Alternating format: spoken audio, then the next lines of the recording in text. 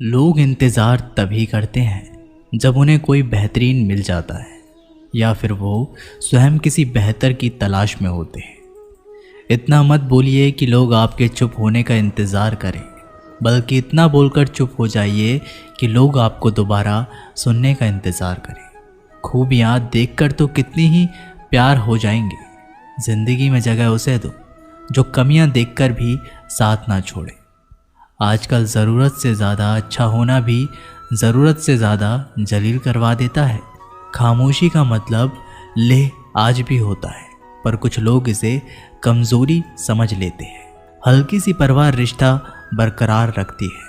कभी उसको नज़रअंदाज ना करो जो तुम्हारी बहुत परवाह करता हो, वरना किसी दिन तुम्हें एहसास होगा कि पत्थर जमा करते करते तुमने एक हीरा गंवा दिया। जिंदगी का रास्ता बना बनाया नहीं मिलता है, स्वयं को बनाना पड़ता है, और जिसने जैसा रास्ता बनाया है उसको वैसी ही मंजिल मिलती है। एकांत सदैव आपका परिचय एक महत्वपूर्ण व्यक्ति से करवाएगा, और वो व्यक्ति है स्वयं आप। जब मन दुखी हो तो अपने मन से पूछना कितना और कब तक दुखी होना है। मन कहेगा लोगों ने मेरा साथ गलत किया, उन्हें माफ़ी मांगनी होगी, उन्हें बदलना होगा। वो शायद कभी ना हो, क्योंकि उन्हें नहीं लगता उन्होंने कुछ गलत किया है। दुख लोगों के व्यवहार से नहीं, अपनी सोच से है। सोच बदलिए, दुख खत्म हो जाएगा। तारीफों के पुल के नीचे मतलब की नदी बहती है। कोई आदमी चाहे लाख चीज़ें जान ले, चाहे वह पूरे जगत को जान ले, लेकिन अगर वह स्वयं को नहीं जानता तो वह अज्ञानी है। अगर कोई आपको ठुकरा दे तो बुरा मत मानना, क्योंकि वे वास्तव में आपकी कीमत नहीं जानते। मेहनत वो सुनहरी चाबी है जो बंद भविष्य के दरवाजे भी खोल देती है। शब्द सोच दुनिया बढ़ा देते हैं, क्योंकि कभी हम समझ नहीं पाते और कभी समझा नहीं पाते। जो रिश्ता हमें रुला दे उससे गहरा कोई रिश्ता नहीं, और जो रिश्ता हमें रोता हुआ छोड़ दे उससे कमज़ोर कोई रिश्ता नहीं। अतीत पर मत रो, वह जा चुका है। भविष्य के बारे में तनाव मत लो, वह अभी आया नहीं। वर्तमान में जियो और इसे खूबसूरत बनाओ। हमेशा शांत रहे, इससे आपके जीवन में खुद को बहुत मजबूत पाएंगे, क्योंकि लोहा ठंडा होने पर भी मजबूत होता है, और गर्म होने पर तो उसे किसी भी आकार में ढाला जा सकता है। किसी विपत्ति के समय आपको ये 7 गुण बचाएंगे: आपका ज्ञान, आपकी विनम्रता, आपकी बुद्धि, आपके भीतर का साहस, आपके अच्छे कर्म, सच बोलने की आदत और ईश्वर में विश्वास। आत्मा हमेशा जानती है कि सही क्या है और गलत क्या है, लेकिन मनुष्य के सामने चुनौती तो मन को समझने की होती है। मुश्किल समय में व्यक्ति अकेला हो जाता है, लेकिन मुश्किलों की वजह से वही व्यक्ति मजबूत बन जाता है। जो आपको सम्मान दे उसी को सम्मान दीजिए। हैसियत देखकर सर झुकाना कायरता का लक्षण है।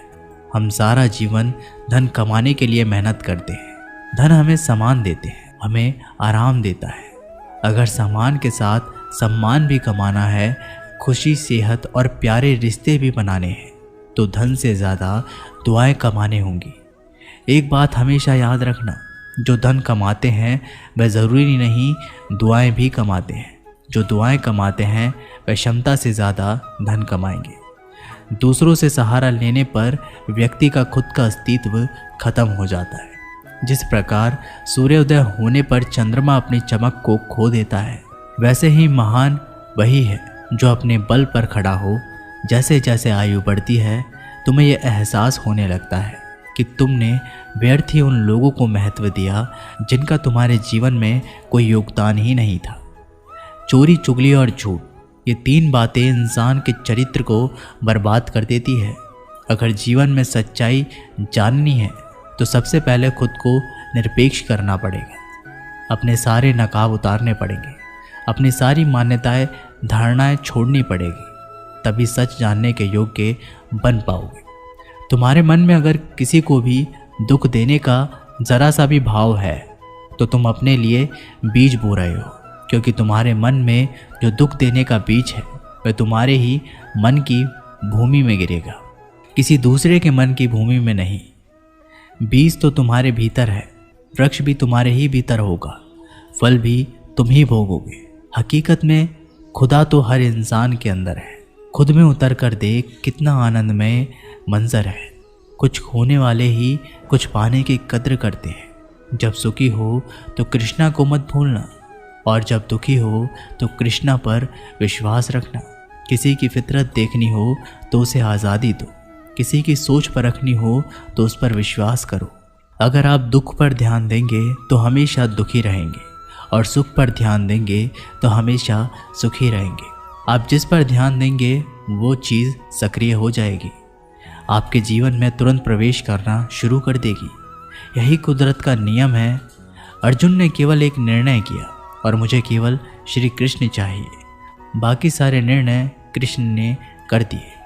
आप भी केवल एक निर्णय करिए, और वो चाहे जो भी हो, श्री कृष्ण को ही चुनिए, और फिर अपने सारे निर्णय कृष्ण पर छोड़ दीजिए। किसी को कुछ कहने से पहले एक बार ये ज़रूर सोच लेना कि अगर वही शब्द कोई आपसे कहे तो आपको कैसा महसूस होगा। दुनिया बस अपने स्वार्थ की मीत है, बस उतना ही याद रखती है जितना कि उसका स्वार्थ चाहता है।